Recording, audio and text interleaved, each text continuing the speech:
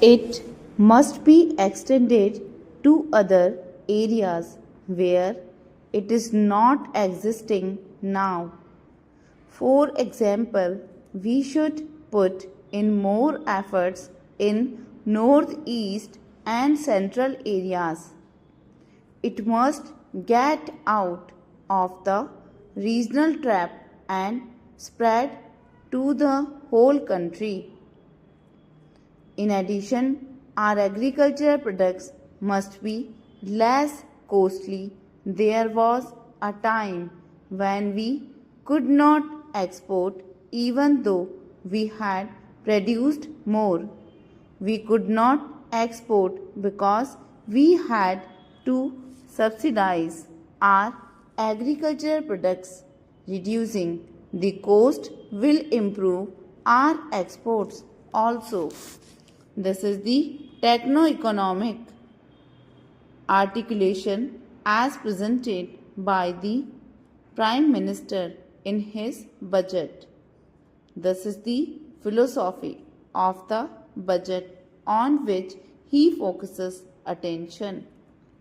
He charters a new path that the budget will be pro-poor, growth-oriented, and this budget will be for equal distribution and social justice. Stop.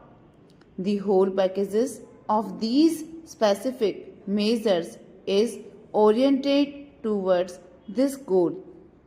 The budget should be non-inflationary and with tight control on expenditure. We should try to get the best out of every rupee that we spend.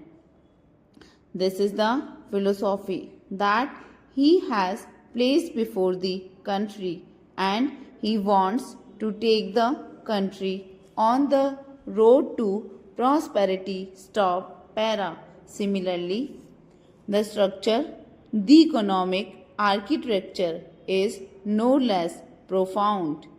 If you see the measures, if you take the demand and supply management, the need is to curb the aggregate demand.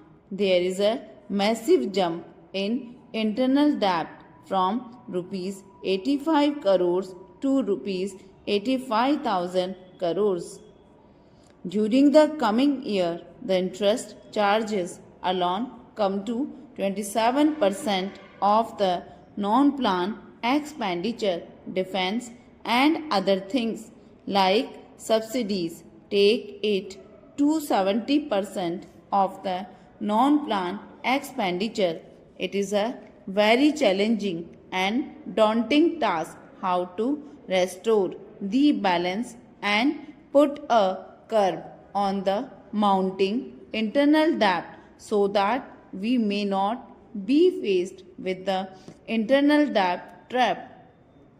India has successfully avoided any kind of debt trap, external debt trap. Actually, if you see the report of the World Bank or the International Monetary Fund or any other organization, India is a shining example of development compared to any other developing country.